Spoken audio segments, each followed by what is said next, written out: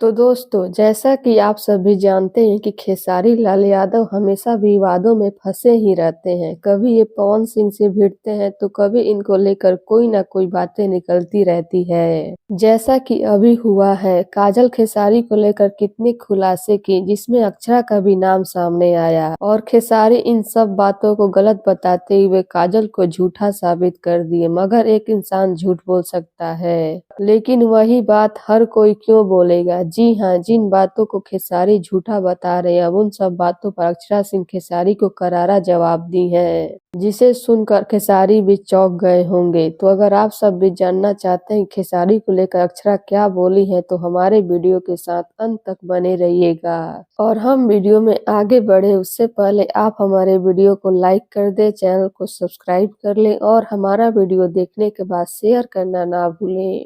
तो चलिए बढ़ते हैं वीडियो की तरफ। तो जैसा कि इन दिनों खेसारी और काजल की हर जगह छाए हुए हैं और खेसारी के खुलासे हो रहे हैं। पहले काजल खेसारी का खुलासा की तो वहीं खेसारी उसको झूठा साबित कर दिए और अब इन बातों पर अक्षरा भी काजल के सपोर्ट में आ गई हैं और खेसारी को करारा जवाब देते हुए बोली है। जी हाँ, अक्षरा से इंटरव्यू के दौरान पूछा गया कि खेसारी बोले हैं कि अक्षरा का बाकी का करियर कौन बनाया है, तो अक्षरा बोली कि आप जिसका भी नाम ले रहे हैं उनको ये बता दीजिए कि किसी का करियर कोई नहीं बना सकता और हीरोइनों को भोजपुरी इंडस्ट्री में एक पपेट की तरह यूज किया जाता है। वो खुद सिर्फ अपने बलबूते पर एक फिल्म चला के दिखा दे तो मैं मान लूंगी कि आपको सो कॉल्ड सुपरस्टार, क्योंकि बिना हीरोइन के कोई फिल्म बन ही नहीं सकती है भोजपुरी इंडस्ट्री में। हाँ, औरतों पे फिल्में बनती हैं लेकिन हीरो अकेले फिल्म नहीं बना सकता है। और अक्षरा से पूछा गया कि खेसारी काजल को लेकर बोले हैं कि वो मुझको छोड़कर किसी और हीरो के साथ काम करेगी तो वो काजल के साथ काम नहीं करेंगे।